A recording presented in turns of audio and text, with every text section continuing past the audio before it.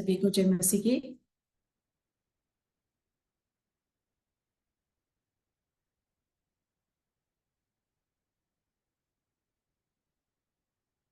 आज हम प्रेरितों के काम से देखेंगे। प्रेरितों आठ अध्याय 1 से लेके पढ़ेंगे हम।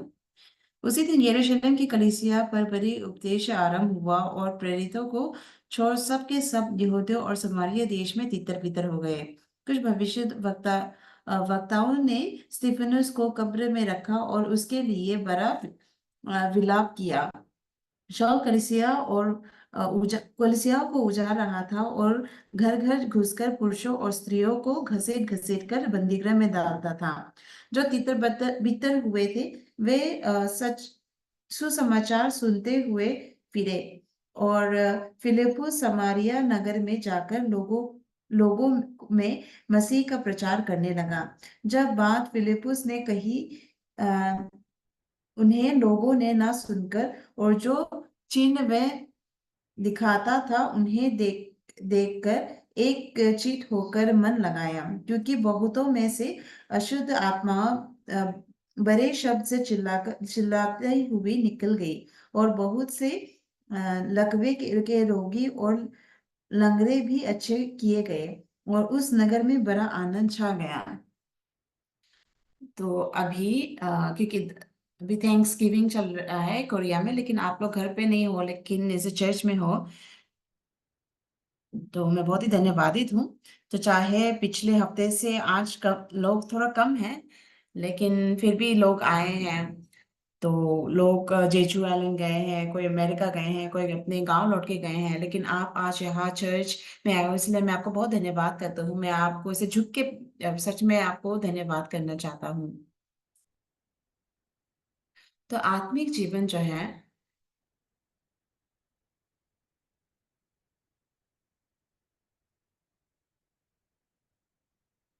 तो यीशु, हम सब जानते हैं कि यीशु मसीह हमारे लिए अपने लहू को बहाए हैं।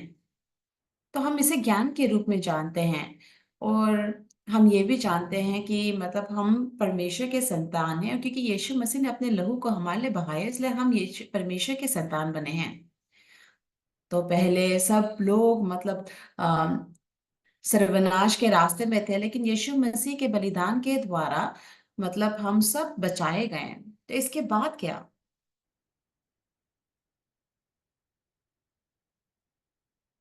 तो यहाँ वचन कहता है कि परमेश्वर हमारे साथ है। तो परमेश्वर के आगे मैं बहुत ही धन्यवादित इसलिए हूँ कि तो पहले मैं बहुत ही कमजोर था, और जैसे मैं सुसमाचार प्रचार करता था तो मेरा शरीर जो है सुसमाचार प्रचार करते बहुत ही कमजोर था, लेकिन परमेश्वर ने मुझे एक अच्छा स्वास्थ्य दिया। और हाल ही में कुछ सालों से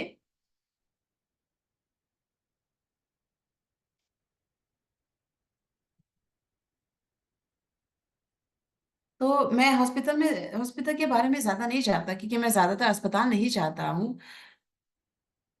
लेकिन चाहे मैं बचपन से ही बीमार था, लेकिन मैं इतना अस्पताल नहीं जाता था। लेकिन जैसे वचन मेरे मन में प्रवेश करता गया और जैसे मैं सुसमाचार प्रचार करता गया, तो शुरुआत में बहुत ही बोझदायक महसूस होता था कि कैसे मेरे जैसे व्यक्ति सुसमाचार को प्रचार कर सकते हैं।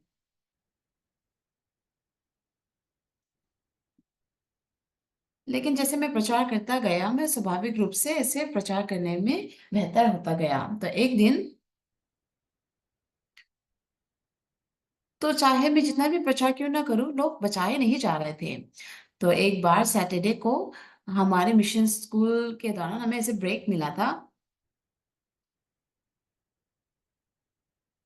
और एक भाई था जो हमारे चर्च आता था। वो बहुत ही शांत था और मैं अपने अपने में रहता था।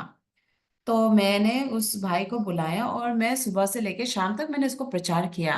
लेकिन मैं इसलिए बहुत ही दुख हुआ, क्योंकि मतलब जब शाम हो गई, सूरज ढल गया, तो वो घर वापस लौट गया, लेकिन उसने मतलब उधार नहीं पाया। और लेकिन अगले दिन संडे सर्विस को वो आके अपनी गवाही बांटने लगा।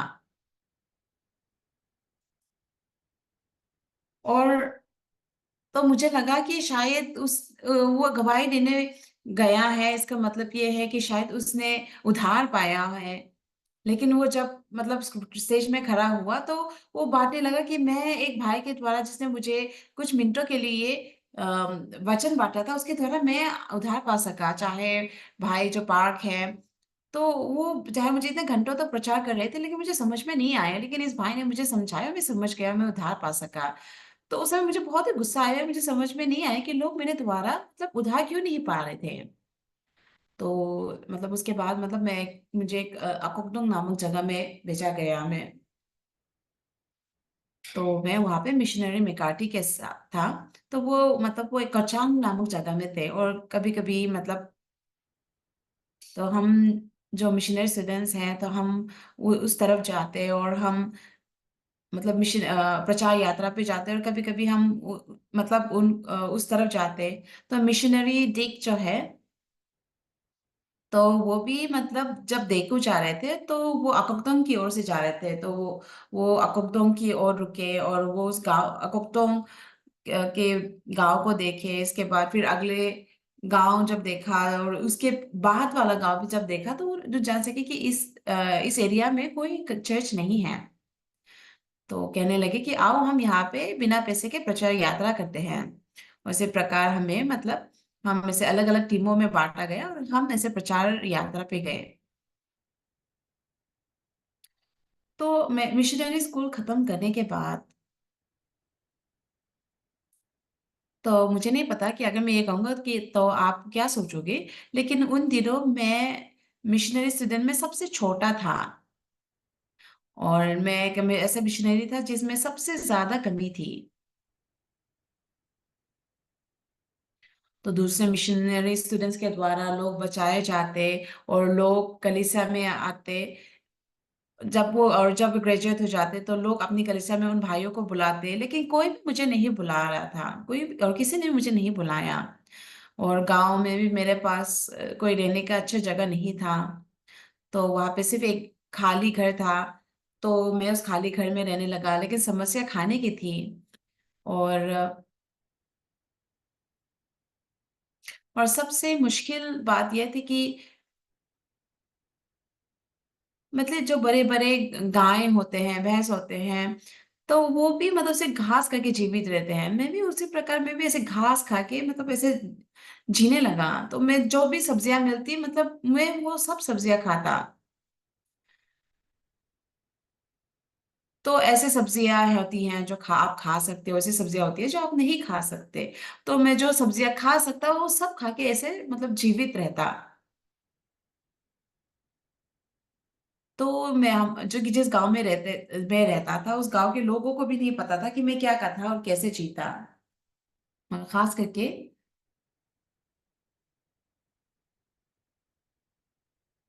तो जो सारे जो सब्जियां होती हैं वो फोटोसिंथेसिस के द्वारा ऐसे बड़ी होते हैं। वो सूरज की किरणें ग्रहण करते। और ऐसा कहा जाता था, ऐसा माना जाता था कि सूरज डूबने से पहले जो सब्जियां होती है वो अपने मतलब उसमें सबसे ज्यादा पोषण उस समय का होता है। तो मैं जाता और किसी किसी मतलब रूट्स ढूंढता, किसी किसी के सब्जियों के जड़ ढूंढता, वो निकल के ऐसे खाता। तो बहुत महीने तक मैं ऐसे जिया। लेकिन सबसे मुश्किल तब होता था जब सर्दी का मौसम होता। उन दिनों में बहुत ही चलता था, क्योंकि मेरे पास गाड़ी नहीं होता। कभी कभी मैं कोचांग से अकोक्तोंग तक चल के जाता। और जो भी हो मतलब, तो कोचांग से लेके किमचन तक मैं ऐसे चल के जाता, और किमचन से अकोक्तोंग तक चल के जाता। और जैसे मैं इन सारी चीजों को सारी चीजों को का सामना करने लगा, मैं और जान सका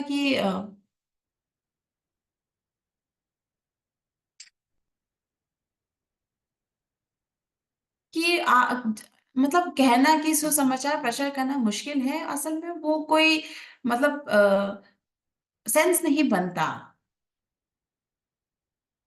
तो मिशनरी स्टूडेंट्स के बीच में मैं सबसे छोटा था, और कुछ भाई भी थे जो मुझसे 10 साल बड़े थे।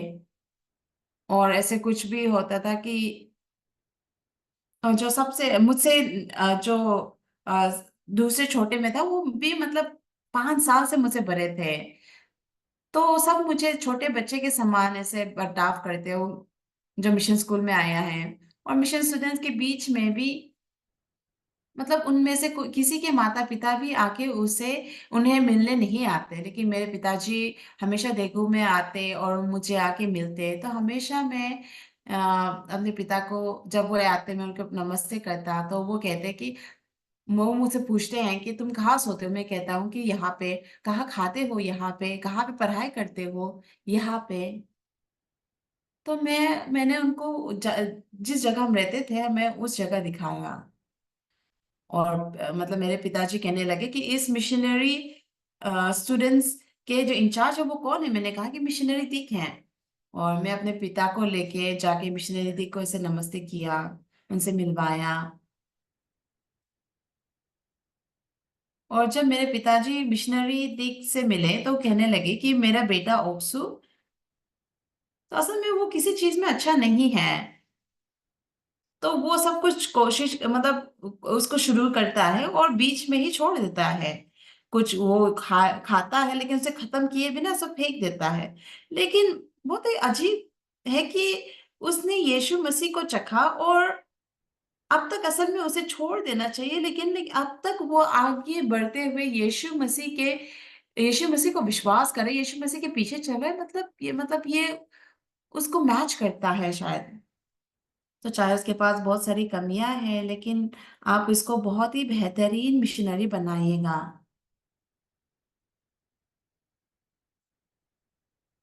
और मैं सच में परमेश्वर को बहुत ही धन्यवाद करता हूँ। तो हम लगभग तो 50 मिशनरी स्टूडेंट थे और हमारा फर्स्ट बैच और सेकंड बैच था और मैं सबसे छोटा था। लेकिन अभी देखा जाए तो मैं अकेला हूँ जो सुसमाचार प्रचार कर रहा हूँ। हाँ, उन मिशनरीज में से मतलब कुछ हैं जो मुझसे बहुत ही ज्यादा उम्र में बड़े थे, शायद वो अभी गुजर भी गए। लेकिन 10 साल पहले भी मैं प्रचार कर रहा था, 20 साल पहले भी मैं प्रचार कर रहा था। और और ऐसे बहुत सारी चीजें हैं मतलब जो मैं ग्रहण नहीं कर सकता था। लेकिन जो मिशनरी दिख हैं तो शायद उन्होंने सोचा होगा कि ये मतलब सुसमाचार के लिए काम करेगा, नहीं करेगा, ये थोड़ी देर यहाँ रहेगा, इधर उधर घूमेगा फिर चला जाएगा। उन्होंने शायद उसे सोचा होगा। लेकिन मतलब मिशनरी स्टूडेंट्स सब ग्रेजुएट होने के बाद सब चले गए, लेकिन मुझे किसी ने नहीं बुलाया, इसलिए मैं अकोकडोंग चला गया और जैसे मैं अपना जीवन जीने लगा वहां।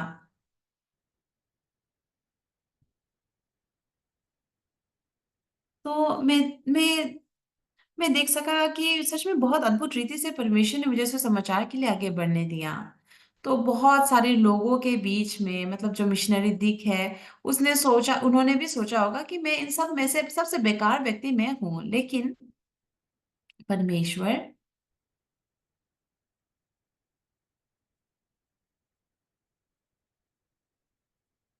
तो मेरे जैसे पापी जिसने उद्धार पाया, जो एक गीत है, तो मुझे लगता है कि वो मेरे लिए है। जो मेरे जैसे एक व्यक्ति को मतलब ऐसे मिशनरी बना। तो सच में मैं मतलब वो गाना गीत सुन के बहुत ही सच मुझे लगा वो गीत मेरे लिए है। और और जैसे मैं किमचन में था, मैं और मेरी पत्नी से हम हमारा शादी हुआ और हम मतलब किमचन में रहने लगे। लेकिन उन दिनों हम बहुत बार भूखे रहे, लगभग 5 दिन भी ऐसे भूखे रहे।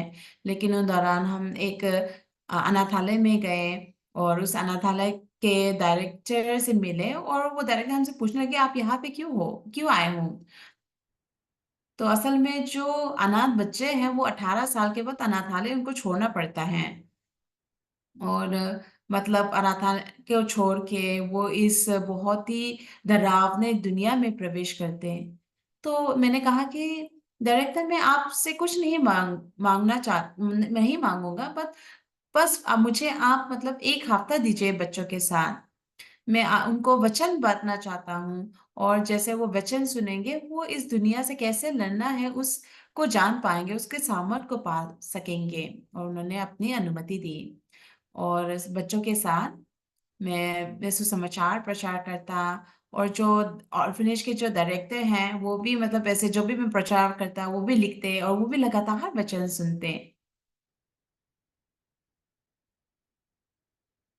और जो अनाथालय के डायरेक्टर हैं वो भी मेरे से बहुत करीब हो गए। और एक समय ऐसा हुआ कि हमारा एक म्यूजिक कॉन्सर्ट चल रहा था।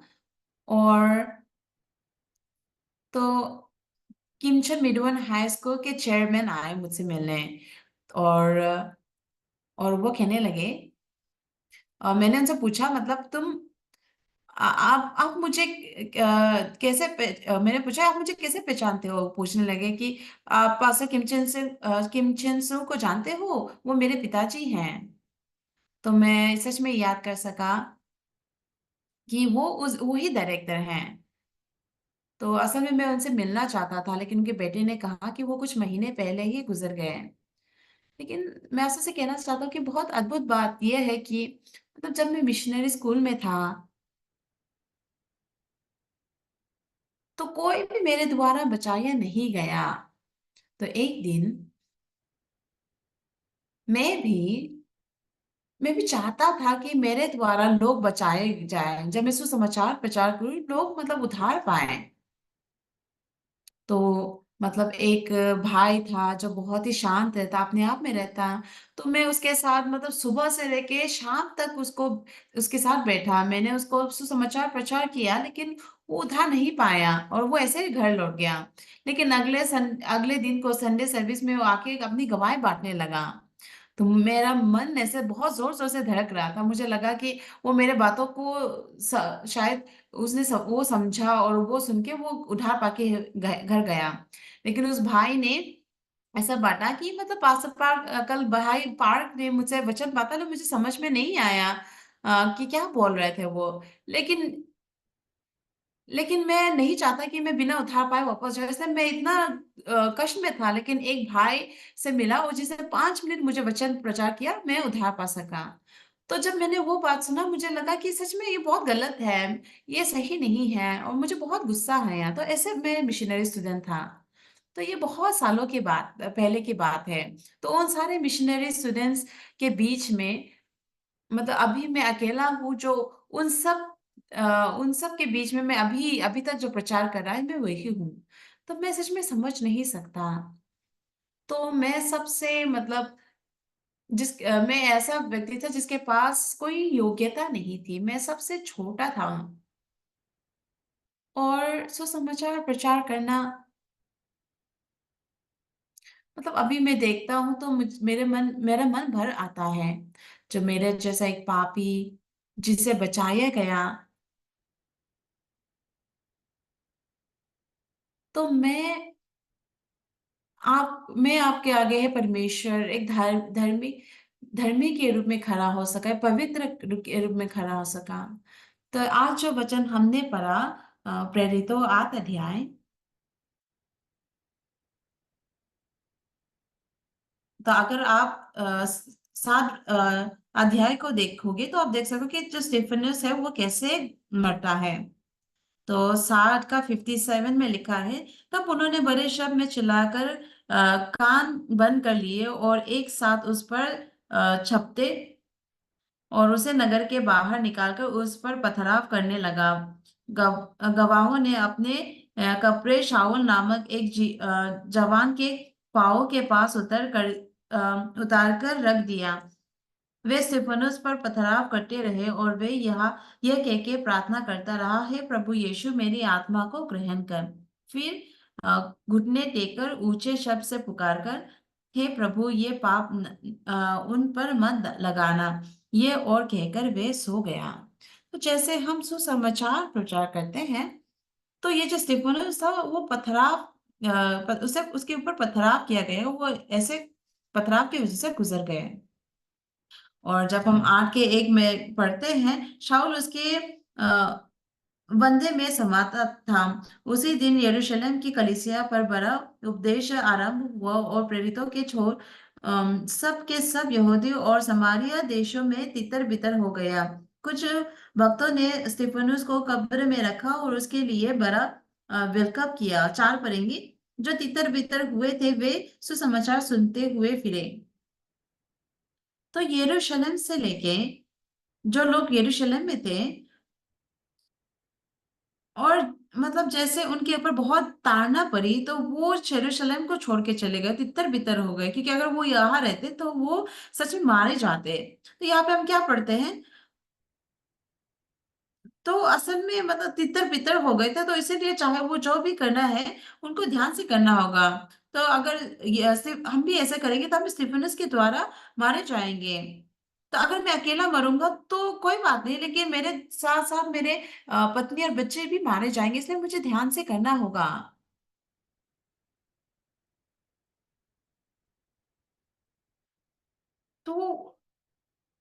तो वो उस दौरान ये माहौल ऐसा उनका माहौल ऐसा था। लेकिन जैसे 8 का 1 में लिखा है, शाऊल उसके वेद में समाता था। उसी दिन यरूशलेम की कलीसिया पर बड़ा उपदेश आरंभ हुआ और प्रेरितों के छोर सब के सब यहूदा और सामरिया देश में तितर-बितर हो गए। कुछ भक्तों ने स्तिफनुस को कब्र में रखा और उसके लिए बड़ा विलाप किया।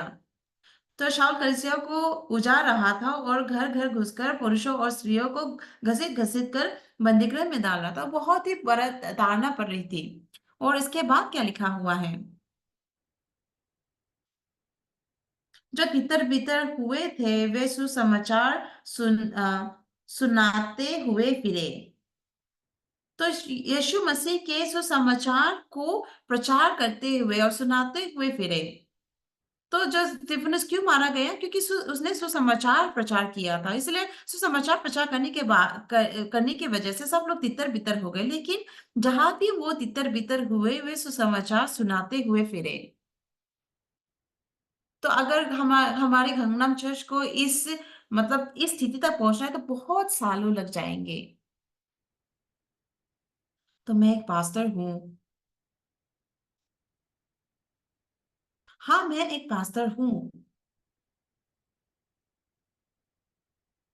लेकिन मैं एक पासा हूँ जिसमें बहुत सारी कमियाँ हैं, तो मैं अच्छे से प्रचार नहीं कर सकता और हमारे कलीसिया के भाई-बहनों को अच्छे से अगवा नहीं कर सकता। लेकिन जब हम बाइबल में ऐसे वचन को पढ़ते हैं, तो वो मतलब ऐसे जेल में डाले गए, वो मारे गए, तो उनको मतलब बहुत सावधानी से रहना चाहिए था। मतलब अगर हम प्रचार करेंगे तो हम मर जाएँगे, हम अकेले नहीं लेकिन हम सब मर जाएँगे। तुमने नहीं देखा कि सुसमाचार करने के कारण ये सारे लोग मर रहे हैं, इसलिए मैं तुम्हारे साथ नहीं रह सकता। तो मतलब वहाँ का माहौल ऐसा होना चाहिए था, मतलब लोगों के बीच में माहौल ऐसा होना चाहिए था। लेकिन प्रेरितों आद में जो लिखा है, यहाँ पे जो लोग हैं, जो लोग मतलब साधारण लोग नहीं है क्या? मतलब स्टेफनस में मर गए, वो पथराव करने की वजह से मारा गया और वो तितर-बितर हो गए, लेकिन जो तितर-बितर हुए थे, वे सुसमाचार सुनाते हुए फिरे। तो मुझे लगता है कि अगर ये सारी चीज़ें गंगनाम चर्च में होती, तो अगर 2 लोग भी आके लोग हमसे कहते हैं कि मतलब अगर तुम सुसमाचार प्रचार करोगे, तो तुम मारे जाओगे। मुझे नहीं पता कि आप शायद मैं जो विश्वास आपके ऊपर रखता हूँ, उससे ज़्यादा आपके पास विश्वास होगा।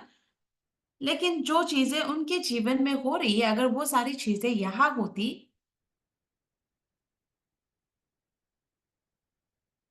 मैं और जैसे मैं सुसमाचार के लिए अपने जीवन अ, की तुलना करता हूँ, तो यहाँ पे जैसे हम देखते हैं कि लोग सुसमाचार के लिए अपने जीवन मतलब जीवन ऐसे खो रहे हैं, मतलब जीवन वो मर रहे हैं सुसमाचार प्रचार करते-करते। मतलब यरूशलेम की कलीसिया में बड़ी उपदेश आरंभ हुए, मतलब लोगों को ऐसे पकड़-पकड़ घसीट-घसीट कर बंदीगृह में डाल दिया गया। तो असल में लोगों को बहुत ही बहुत केयरफुल होना चाहिए सुसमाचार प्रचार करते हुए। लेकिन यहाँ पे लिखा है कि जो तितर-बितर हुए थे, वे सुसमाचार सुनाते हुए फिरे। चाहे वो हर जगह तितर-बितर हुए, फिर भी वो इसे सुसमाचार प्रचार करते रहे। और फिलिप्पुस समारिया नगर में जाकर लोगों में मसीह का प्रचार करने लगे। जो बातें फिलिप्पुस ने कही उन्हें उन्हीं लोगों ने सुनकर, और जो चिन्ह में वे देखता था, और उन्हें देखकर एक चिन्ह होकर मन लगाया। क्योंकि बहुतों में से अशुद्ध आत्मा बड़े शब्द में चिल्लाती हुई निकाली गई, और बहुत से लोग, लकवे के रोगी और लंगड़े भी अच्छे किए गए, और ये उस नगर में बड़ी आनंद छा गई। तो ये जो लोग हैं, तो यीशु मसीह ने हमारे लिए अपना लहू बहाया। तो हमारा जीवन उससे ज्यादा बहुमूल्य कैसे हो सकता है? हाँ, शायद मैं मर सकता हूँ, लेकिन मेरे बच्चों का क्या, मेरे पत्नी का क्या, मेरे परिवार का क्या?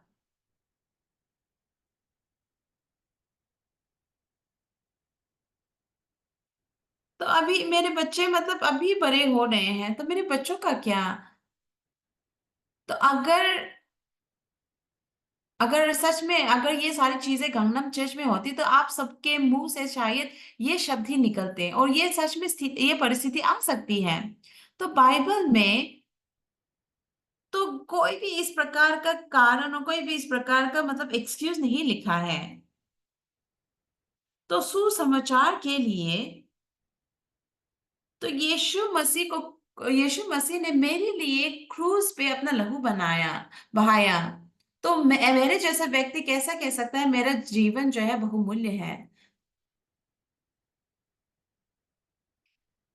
तो सच में, तो सौभाग्य की बात यह है कि आप सब यहाँ पे हो, सर्विस कर पा रहे हो, क्योंकि कोरिया मतलब अलग है। यहाँ पे आप हर प्रकार के धर्म को मान सकते हो, और चाहे प्रार्थना करो, दान दो, तो आप जो भी चाहे कर सकते हो। लोग आपको रोकेंगे टोकेंगे नहीं है।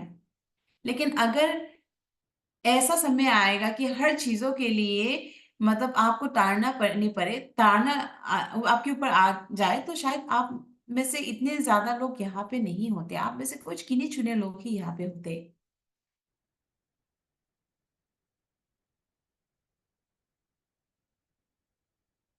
तो अभी के लिए तो पासपा के ऐसे वचनों को सुनना ठीक है, लेकिन जो लोग यहाँ पे हैं, जो मतलब ताना के वजह से, ऐसे ऐसे समाचार प्रचार करने की वजह से मतलब मारे गए, उनके पास भी ये सोच आई होगी कि मेरे मरने के बाद मेरे पत्नी, मेरे बच्चों का क्या? लेकिन क्योंकि परमेश्वर उनके साथ था, वो परमेश्वर के लिए अपने जीवन गंवाने को भी तैयार थे। लेकिन अगर हम उनकी जगह होते, हमारे पास कितना सारा बहाना होता। तो मेरा एक अंकल, तो हम कहने लगते हैं मेरा अंकल का क्या होगा, मेरी पत्नी जो है वो बीमार है, वो उसका क्या होगा, अगर मैं मर जाऊंगा तो मेरी जो बीमार पत्नी है वो भूखी मर जाएगी, मेरे जो बच्चे हैं वो अनाथ हो जाएंगे। तो अगर तो आप कहने लग जाते कि, और बहुत सारे बहाने बनाने लग जाते कि मैं उनकी उनके अगर मैं मर जाऊंगा तो वो उनका क्या होगा। तो जैसे मैं प्रेरितों की किताब को पढ़ रहा था, बहुत सारे लोग हैं जो मतलब सुसमाचार प्रचार करते हुए अपने जीवन को खो रहे हैं, लेकिन ये लोग जो है लगातार सुसमाचार को प्रचार करते हुए जाते हैं। क्यों? क्यों वो इन सारी धारणाओं को लेते हुए भी, इनका सामना करते हुए प्रचार करते जाते हैं? मतलब अगर हम सोच के देखें तो मतलब सच में हम समझ नहीं पाते। क्योंकि अगर हम छोटी सी समस्या का सामना भी क्यों ना करें, या हमारे पास कुछ छोटी सी परेशानी भी क्यों ना हो, हम कहीं से नहीं आते। तो हम सबके साथ ऐसा हो सकता है, और होता भी है। तो मैं एक पास्टर हूँ। तो बाहरी रूप से मैं एक पास्टर हूँ, और बहुत सारे कलीसिया के भाई बहन चर्च आते हैं, और वो ऑफरिंग्स देते हैं, दान देते हैं, और मैं चर्च के दूसरे माले में रहता हूँ।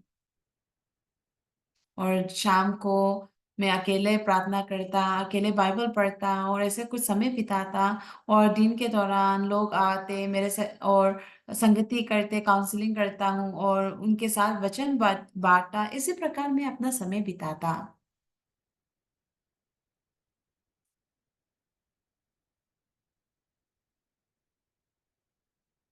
तो मैं क्या कहना चाहता हूँ, तो हम जो है, तो यीशु मसीह के लहू के द्वारा हम बचाए गए हैं।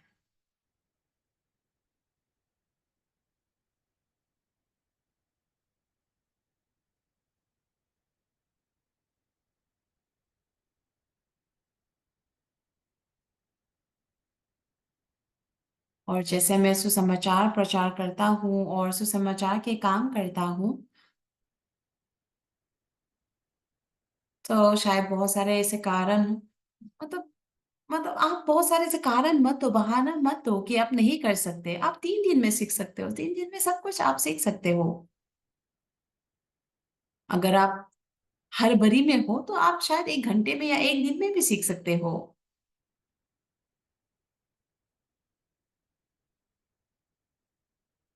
अगर मैं कहूँ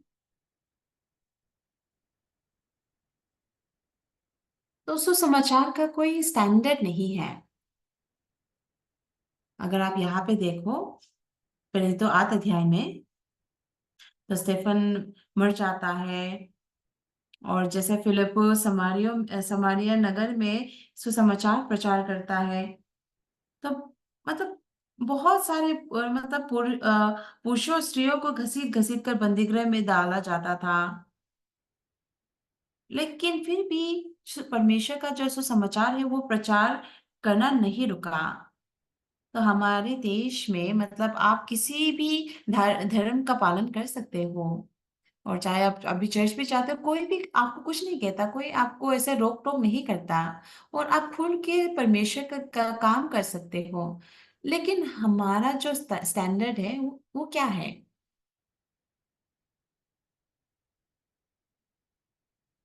तो लोग जो हैं, तो अपने जीवन में ही ऐसे बहुत ही व्यस्त हैं, और जिन्होंने भी पाप की क्षमा पाई है,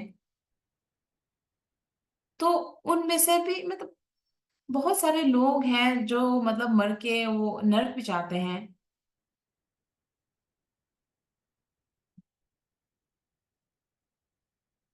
अगर अगर आप सोच के देखो कि अगर मैं सच में सीख सकूंगा, तो सुसमाचार को जान सकूंगा, तो जो लोग नर्क जाने वाले थे उनको बचा के स्वर्ग की ओर रास्ता दिखा सकूंगा।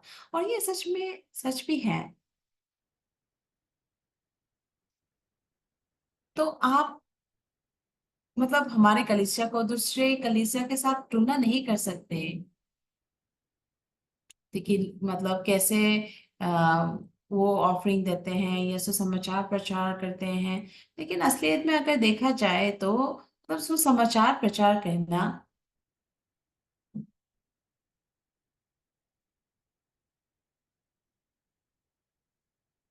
तो सुसमाचार प्रचार करने के लिए आपको ये जानना जरूरी है कि क्यों यीशु मसीह अपने लहू यीशु मसीह क्रूस पे चढ़ाए गए, उन्होंने अपना लहू क्यों बहाया, और हम कैसे धर्मी बने, और कैसे हमारा जो पाप है वो धोया गया। हमें ये सब चीजें जाननी है। अगर आप इन सब सारे चीजों को जान सकोगे, और इन चीजों के बारे में आप सिर्फ 1 घंटे के अंदर भी जान सकते हो, अगर जान लोगे तो आप सच में सुसमाचार प्रचार कर सकते हो। तो जब हम पहले कलीसिया को देखते हैं, जैसे वे पथराव करके मारे जा रहे थे, और जैसे उनके ऊपर बहुत ताड़ना पड़ रही थी, और बाहर वो तितर बितर होता जा रहा था, लेकिन फिर भी वहां जहाँ भी वो तितर बितर हुए, वो सुसमाचार सुनाते हुए फिरे। तो वो समारिया देश की ओर तितर बितर हो गए, लेकिन फिर भी वहां भी प्रचार किए। तो लोगों को बंदीगृह में डाल दिया गया, फिर भी वो प्रचार करने लगे। तो बिना कोई डिस्टरबेंस के वो ऐसे प्रचार करते रहे। तो कभी कभी बंदीगृह में डाल देते, तो परमेश्वर उनके जीवन को बचाता, उनको बंदीगृह से बाहर निकलता। और वो वही अनुग्रह है जो वो अपने जीवन में अनुभव करते। बहुत ही सरल है। तो यीशु मसीह के लहू के द्वारा तो हमने पापों की क्षमा पाई। तो चाहे हमने पापों की क्षमा पाई है, हाँ, मैंने पापों की क्षमा पाई है।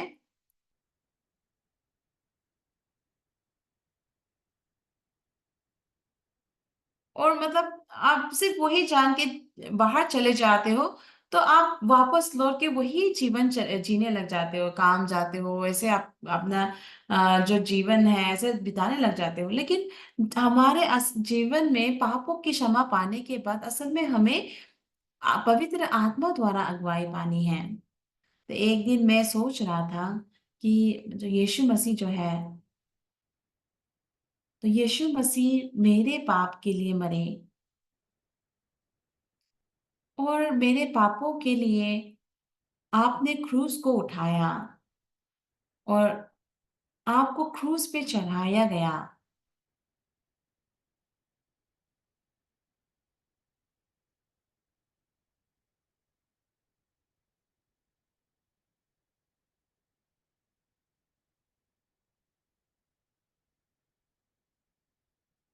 तो अगर मुझे क्रूस पे चढ़ाया जाता,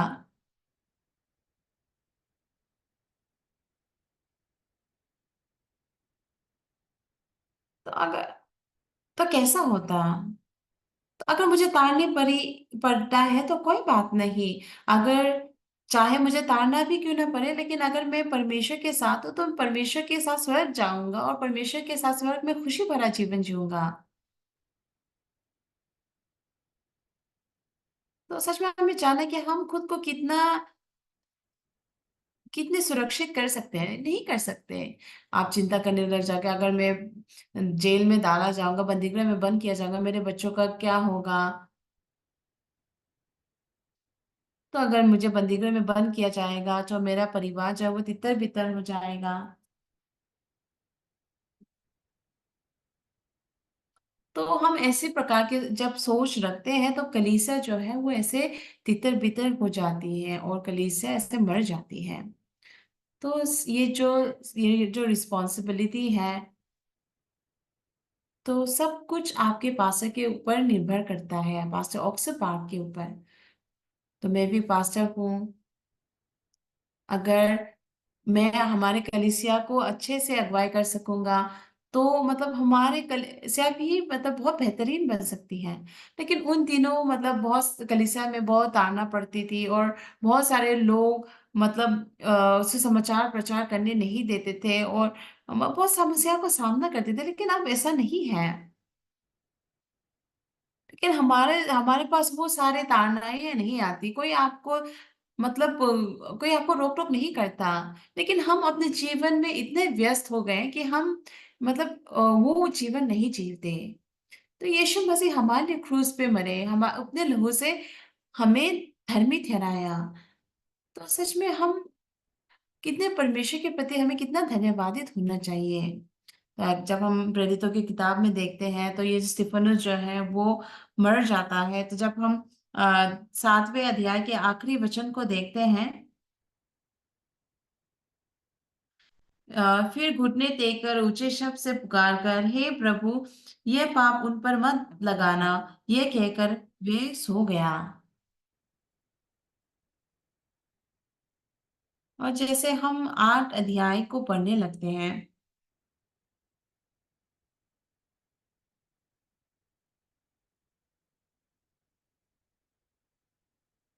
अगर आप यहाँ पे पढ़ते हो तो शाऊल उसके वेद में सहमत था। उसी दिन यरूशलेम की कलीसिया पर बड़ा उपदेश आरंभ हुआ। तो लेकिन और प्रेरितों को छोड़ सब के सब यहूदी और समारी देश में तितर बितर हुए। तो 4 पढ़ेंगे, जो तितर बितर हुए थे वे सुसमाचार सुनाते हुए फिरे और फिलिप्पुस को समारिया नगर में जाकर लोगों में मसीह का प्रचार करने लगा। जो बातें फिलिप्पुस ने कही उन्हें लोगों ने सुनकर, और जो चिन्ह वे देखता था और उन्हें देख देखकर एक चित होकर मन लगाया। क्योंकि बहुतों में से अशुद्ध आत्मा बड़े शब्द से चिल्लाती हुई निकल गई और बहुत से लकवे के रोगी और लंगड़े भी अच्छे किए गए और उस नगर में बड़ा आनंद छाया गया। तो हम देख सकते हैं कि यहाँ पे बहुत सारे लोग चंगे हुए, लोग बदलने लगे और हम देख सकते हैं यहाँ पे सुसमाचार का बहुत ही बड़ा काम हुआ। तो हमारे जीवन में भी, तो जब हम पापों की क्षमा पाते हैं तो किस हमारे जीवन में क्या होना शुरू हो जाता है। तो परमेश्वर का जो पवित्र आत्मा है वो हमारे अंदर काम करने लग जाता है। तो जो मन हमारे पास कभी नहीं था, जो हियाव हमारे पास नहीं था, हम मतलब उसे पाने लग जाते हैं, हमारे मन में विश्वास आने लग जाता है, और जब हम सुसमाचार प्रचार करते हैं, वो मन उत्पन्न होने लगता है। लेकिन लेकिन शैतान हमें मन देता है कि सुसमाचार के बारे में मत कहो, सुसमाचार को मत मत बांटो, लो ऐसे शैतान हमें कहता है। लेकिन अब हम कहाँ हैं?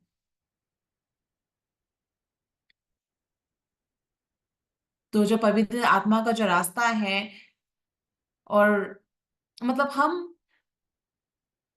जो पवित्र आत्मा के रास्ते और शैतान के रास्ते के ऐसे बीच में है, और मतलब तो उस रास्ते में हम मतलब संतुष्ट होके बहुत ही आराम से जीना चाहते हैं। तो मैं एक पास्टर हूँ, मुझे आपको सच में सिखाना है कि कैसे चुनना है, मतलब लेकिन मैं कैसे आपको सिखाऊं, कि कैसे आपको सुसमाचार प्रचार करना सिखाऊं। तो मैं आपको बहुत ही अच्छे से प्रचार करना सिखा सकता हूँ, और कैसे हमारे पाप धोए गए, हम कैसे उद्धार पाए, और सब कुछ मैं सिखा सकता हूँ। तो चाहे आप जो भी हो, लेकिन अगर आप हमारे कलीसिया में आओगे, तो आप मतलब स्पष्ट रीति से पापों की क्षमा पा सकते हो, और पवित्र आत्मा आपके मन में प्रवेश करेगी, और आप पवित्र आत्मा के कामों को अपने जीवन में महसूस करने लगोगे, और अपने जीवन में बदलाव को महसूस करने लगोगे। तो हाँ, ये सब मतलब लोगों के लिए अलग अलग है, लेकिन मैं आपसे पूछना चाहता हूँ, तो जो गंगनाम चर्च है, तो गंगनाम चर्च का स्टैंडर्ड क्या है? मतलब परमेश्वर को सेवा करने के लिए गंगनाम चर्च का स्टैंडर्ड क्या है?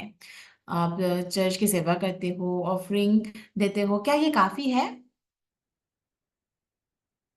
हे हे प्रभु, अगर मैं आपके लिए 1 साल काम करूं तो क्या ये काफी है?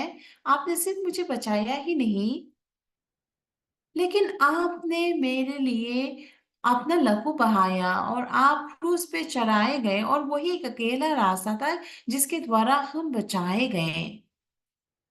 तो हमें तो मतलब परमेश्वर की सेवा करने के लिए, मतलब हमें क्रूस पे चढ़ाया नहीं जाएगा। तो अभी आप प्रचार करोगे तो कोई आपको रोक टोक नहीं करेगा ना, आपको बंदीगृह में डालेगा, क्योंकि हमारे पास अभी वो लॉ है। हाँ, शायद आप लोग आपके ऊपर ताड़ना करें, मतलब आपको कहें कि आप गलत प्रचारक हो, लेकिन ये सब चीजें जरूरी नहीं है। जब आप वो आपसे पूछेंगे, और मैं आपसे पूछता हूँ, मतलब पास्टर, एक पास्टर होने के नाते मैं क्या करूँ?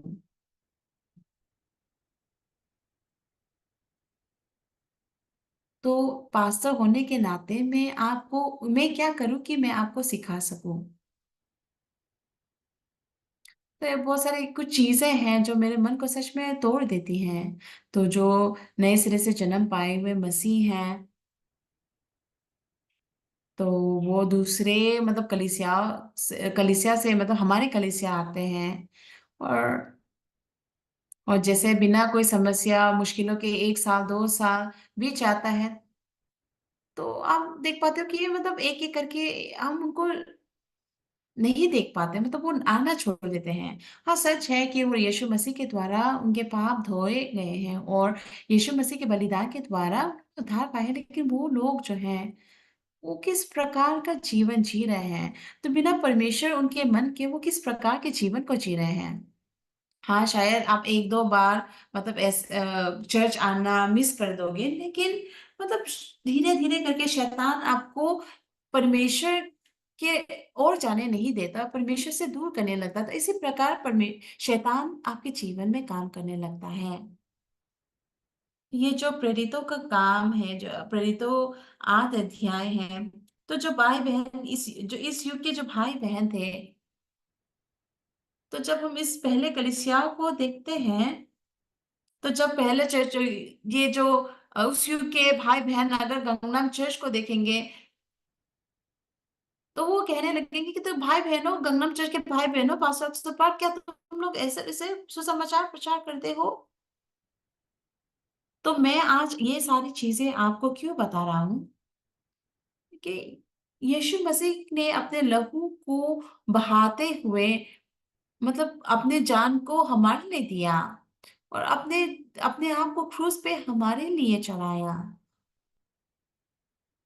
उन्होंने हमसे इतना प्यार किया कि अपने लहू को हमारे लिए बहाया,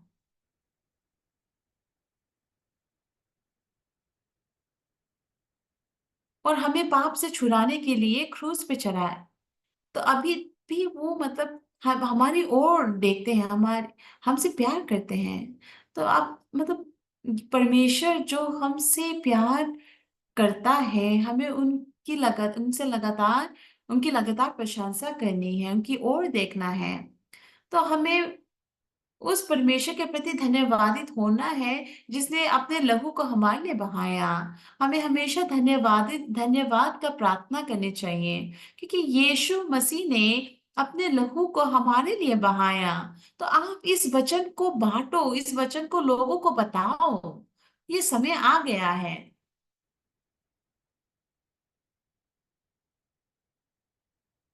तो तो मैं इस बार, मतलब अमेरिका जा रहा हूँ, तो चाहे मैं अच्छे से अंग्रेजी नहीं बोल सकता, लेकिन मैं सारे अमेरिका के लोगों को अंग्रेजी में प्रचार करना चाहता हूँ।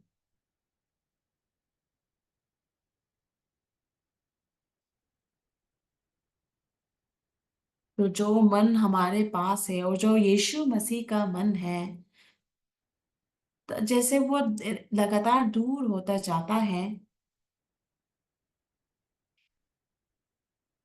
हाँ, पहले लोग, मतलब अपने पाप की वजह से दुख उठा रहे थे, कष्ट उठा रहे थे, लेकिन वो हमारी कलीसिया आए, मतलब और उद्धार पाने लगे। लेकिन जैसे समय बीतता गया, मतलब वो कलीसिया आने बंद कर देते हैं। और सच में मैं देख पाता हूँ ऐसा होता है, और ये सच्चाई है।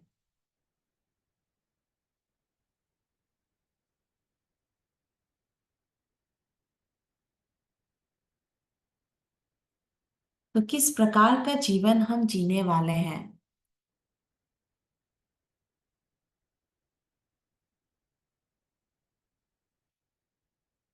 तो प्रेरितों 8 अध्याय का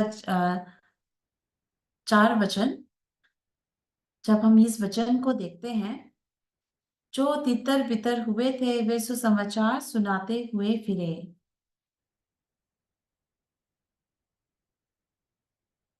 और फिलिपस जो लोग यरूशलेम में थे,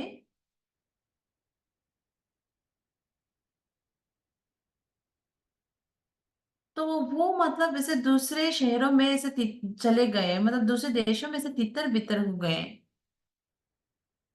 लेकिन वो जो लोग हैं, जिस जगह पे वो तितर बितर हुए, तो क्या वो सच में उस ताना से बचने के लिए वो ऐसे तितर बितर हुए? नहीं, असल में वो ऐसे लोग नहीं हैं जो, मतलब तानाओं से बचने के लिए भागते हैं। लेकिन जैसे पतरस, मतलब बंदीगृह में था, और स्वर्गदूत उसके पास आया और उसके बेड़ियों को खोला, और मतलब वो उस बंदीगृह से ऐसे निकल सका। और जैसे मैं इन वचनों को पढ़ रहा था, मैं क्या महसूस कर सका कि जो जब पतरस बंदीगृह में था, तो वो, मतलब परमेश्वर के द्वारा उस बंदीगृह से बचाया गया। तो हम भी मतलब सारे ताड़नाओं को, सारी मुश्किलों को पार कर सकते हैं, क्योंकि परमेश्वर ने सब होने दिया है। तो जब हम बाइबल में देखते हैं,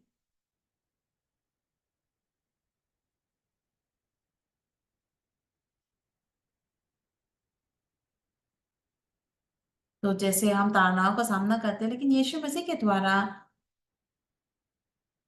हम उस, मतलब सोने के रास्ते पे चल सकते हैं, और स्वर्ग के गेट को देख सकते हैं। तो शायद अगर आपको कोई मतलब सोने वाले घर में रहना हो तो, सोने से बनाए वाले घर में रहना हो तो शायद आपको बहुत सारे पैसे ऐसे खर्च करने पड़े, लेकिन लेकिन यीशु मसीह की वजह से हम मतलब ऐसे स्वर्ग में जा सकते हैं। तो हम सोच के देखते हैं कि अभी हम इस युग में हैं,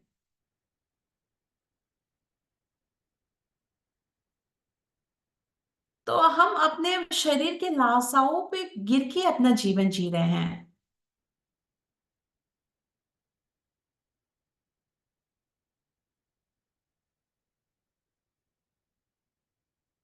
परमेश्वर, लेकिन जैसे परमेश्वर के लिए हम खुद को देते हैं और परमेश्वर के लिए काम करते हैं, परमेश्वर की जब हम सेवा करते हैं, तो परमेश्वर हमें सामर्थ देता है, परमेश्वर हमारे रास्ता खोलता है, परमेश्वर हमें उनके काम करने को विश्वास देता है। तो मैं एक अच्छा पास्टर नहीं हूं जो अच्छे से प्रचार कर सकता है, तो मैं तो सिर्फ एक साधारण पास्टर हूँ। तो जब मैंने सेविकाई करनी शुरू की तो मुझे कुछ नहीं पता था, लेकिन बाइबल के द्वारा परमेश्वर ने मुझसे बात की, परमेश्वर ने बहुत सारी चीजों में मेरी अगुवाई की, और मैंने उन वचनों को अपने मनों में रखा। जैसे मैंने सुसमाचार प्रचार करने लगा, मेरे जैसे व्यक्ति के द्वारा लोग मतलब उद्धार पाने लगे, तो सच में ये मेरे मन को छू गया।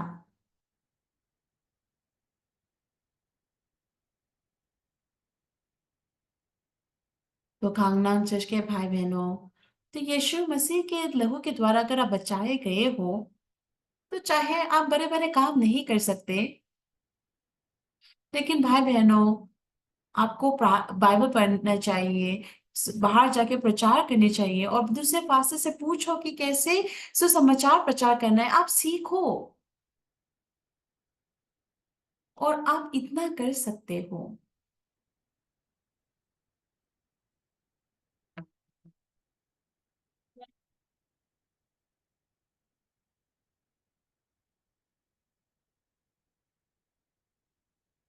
तो सिर्फ गाड़ी चलाओ, तो गाड़ी चलाने के लिए भी मतलब आपको ड्राइविंग लाइसेंस की जरूरत है, और आपको आना भी चाहिए गाड़ी चलाना। तो जब आप मतलब जब आप गाड़ी चलाते हो या सीखते हो, तो एक बार में ही आपको लाइसेंस नहीं मिलता। आपको गाड़ी के बारे में सीखना पड़ता है कि गाड़ी क्या कैसे चलती है, क्या क्या है, और मतलब कैसे चलाना है, मतलब इसी प्रकार से पहले आपको सीखना होगा, और इसके बाद आप गाड़ी चलाने लग जाते हो। तो जब आप अपने काम के लिए गाड़ी चलाते हो, तो सुसमाचार के लिए भी गाड़ी चलाओ। दो जिन लोगों को आप आपके काम, जहाँ पे आप काम करते हो, जिन लोगों से आप मिलते हो, उनको आप सुसमाचार प्रचार करो। तो ये भी सुसमाचार का काम है। तो सुसमाचार के लिए आप इतना करो।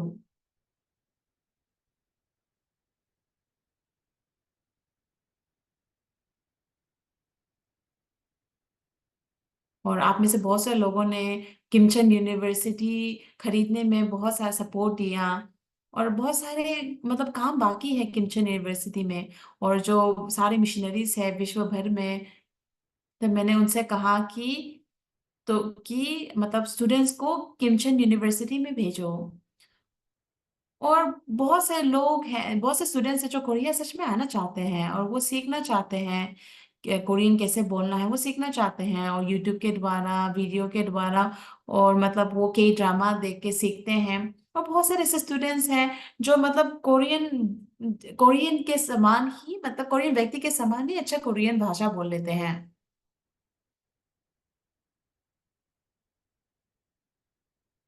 तो ऐसा करके हमारा जो कलीसिया है और भी नया बनता जाएगा। अगर आप सच में यीशु मसीह के द्वारा बचाए गए हो, अगर मैं इस सुसमाचार को नहीं पाता तो सच में मैं मर के नरक ही जाता।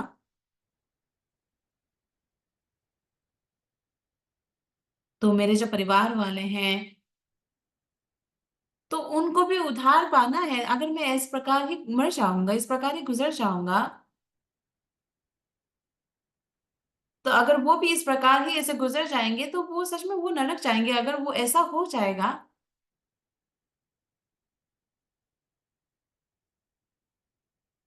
तो मतलब कैसा होगा। हम सब इतने छोटे शरीर में रहते हैं और यहाँ मतलब इस शरीर में हम कुछ ही समय के लिए हैं, इसके बाद हम इस शरीर को छोड़ देंगे। आप और मैं हम सब एक समान हैं।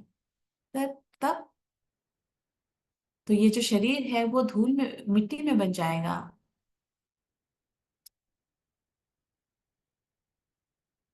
लेकिन इस दुनिया से बढ़कर एक आत्मिक दुनिया है जो बहुत ही बड़ी है।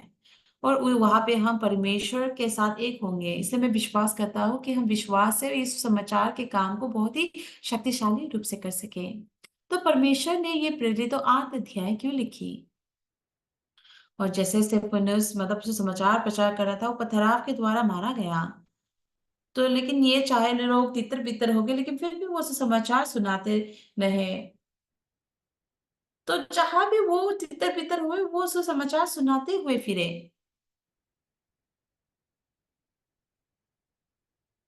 तो उदाहरण के रूप में अगर अगर कोरियन गवर्नमेंट कहता कि अगर तुम चर्च में जाओगे तो तुम्हें मार दिया जाएगा तो शायद आप लोग चर्च भी नहीं आते। लेकिन यहाँ पे जो इस वचन पे जो लोग हैं उसी दिन यरूशलेम के कलीसिया पर बड़ी उपदेश आरंभ हुई और प्रेरितों को छोड़ सब के सब यहूदा और समारिया देश में तितर बितर हुए। 3 शाऊल कलीसिया को उजाड़ रहा था और घर घर घुसकर पुरुषों और स्त्रियों को घुस घुस कर बंदीगृह में डालता था। जो तितर बितर हुए थे वे सुसमाचार सुनाते हुए फिरे। तो अगर वो मतलब अगर हम उस जगह होते तो हम चले तितर बितर होते लेकिन हम सुसमाचार ना सुनाते। हम खुद को मतलब बचाने की कोशिश करते। लेकिन अब तो मैं क्या कहना चाहता हूँ कि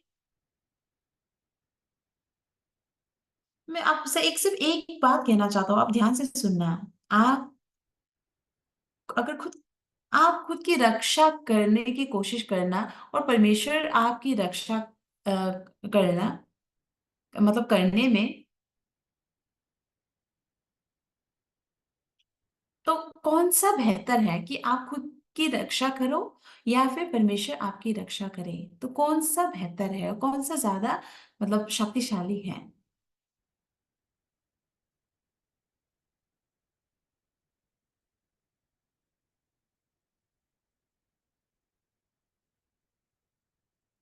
तो पास्टर,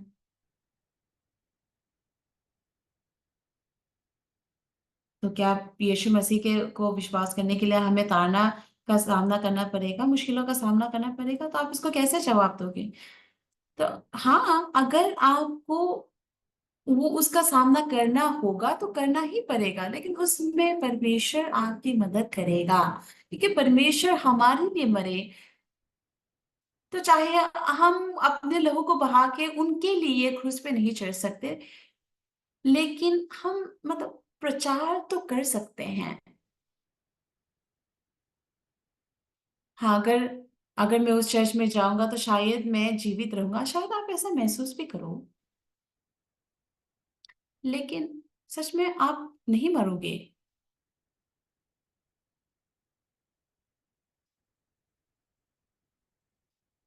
तो उस पास्टर्स के बीच में मैं सबसे कम मेरे पास सबसे कमियां हैं, सबसे ज्यादा कमियां हैं और सबसे कमजोर मैं हूँ। लेकिन मैं ये कहना चाहता हूँ कि अगर हम परमेश्वर के ऊपर विश्वास करेंगे तो परमेश्वर सच में हमारी रक्षा कर सकता है। इसलिए हम सब परमेश्वर के लिए जिए। अगर हम मतलब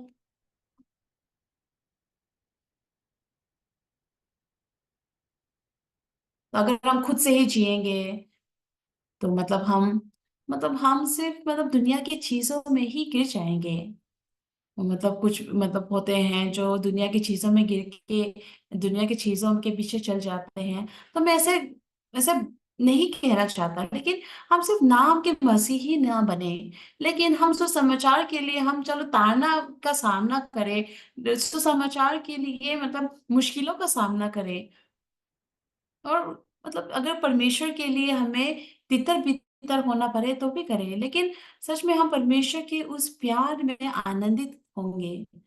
तो सच में हमें खुद को परमेश्वर के लिए बलि देना आना है, और परमेश्वर के लिए एक दो बार खाना मिस करना आना है, और परमेश्वर के लिए एक दो रात ना सोना भी वो आना है। तो हम ये छोटी-छोटी चीज़ें हैं, लेकिन इन छोटी-छोटी चीज़ों के द्वारा हम परमेश्वर की और भी करीब हो सकते हैं। और कलीसिया एक ऐसी जगह है जहाँ पे हम ये सब कर सकते हैं।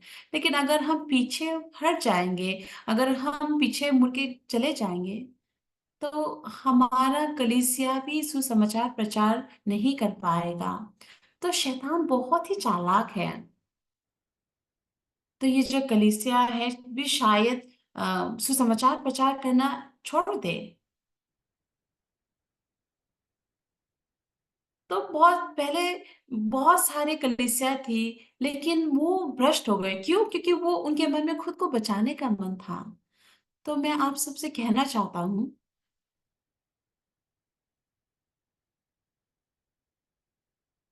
कौन-सा बेहतर है? तो कौन-सा आपके लिए लाभदायक है? खुद की रक्षा करना या परमेश्वर आपकी रक्षा करना? आप इसके बारे में सोच के देखो।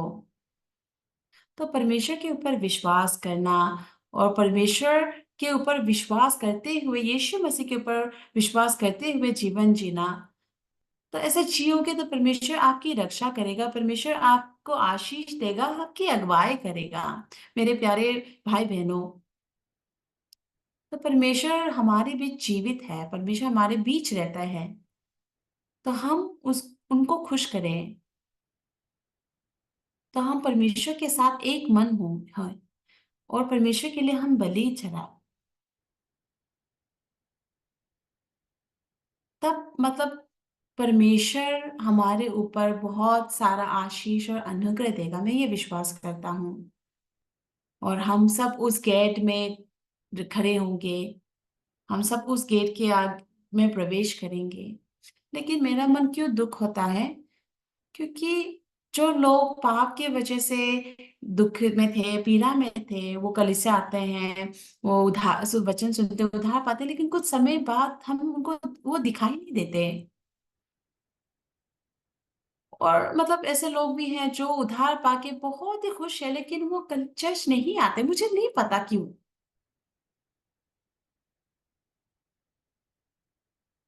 तो यीशु मसीह ने हमारे लिए अपना लहू बहाया। तो आप सबके मन में मतलब यीशु मसीह जीवित हो। अगर आप यीशु मसीह के लिए जियोगे, तो सच में आप शांति में रहोगे। आप अपने शरीर के लिए मत जियो, अपने आप के लिए मत जियो, लेकिन परमेश्वर के लिए जियो और परमेश्वर के लिए मरो। और मतलब समस्याओं का सामना करो, परेशानी का सामना करो सिर्फ परमेश्वर के लिए, और परमेश्वर का जो आशीष है आप सबके ऊपर होगा। धन्यवाद। प्रार्थना करते हैं।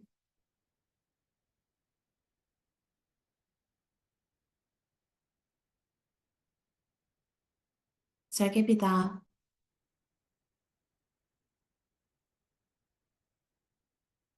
पिता परमेश्वर, आपको कोई प्राइज़ नहीं मिला, कोई पैसे नहीं मिले हमारे ओर से, लेकिन आपने मुफ्त में हमारे सारे पाप धो दिए।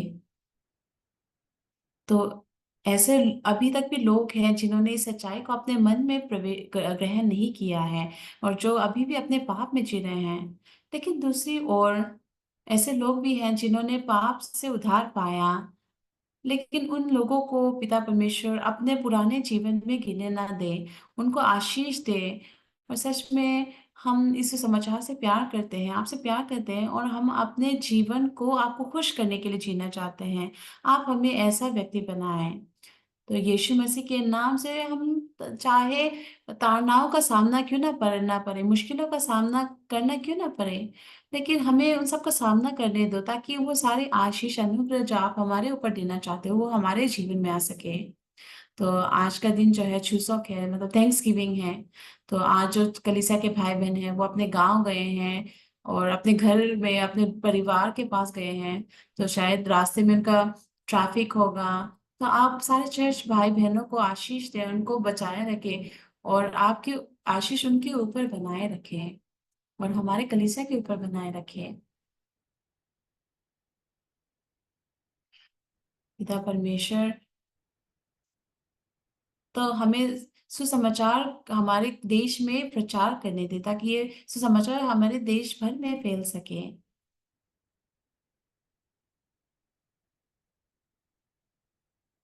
और लगातार हमें सुसमाचार प्रचार करने दे, ताकि हम भी आपके आशीषित काम को देख सके, और आपके ऊपर विश्वास रखने का सीख सके, और आप हमारे जीवन में खुशी और शांति बनाए रखें। पिता परमेश्वर, आपका धन्यवाद करता हूँ कि आपने हमें बहुत ही अद्भुत कलीसिया दी, अद्भुत सर्विस दिया, और अद्भुत भाई बहन दिए सुसमाचार के लिए। मैं सच में आपका धन्यवाद करता हूँ। और यीशु मसीह के द्वारा तो हम बढ़ते जाएं और एक होते जाएं, और जैसे हम एक साथ यहाँ इकट्ठा हुए हैं, आपकी आशीष हम सब पे बनी रहे, और सब अच्छे से चुसक मनाए। आपका धन्यवाद करता हूँ, यीशु मसीह के नाम से मैं प्रार्थना करता हूँ, आमेन। सब आप सभी को धन्यवाद।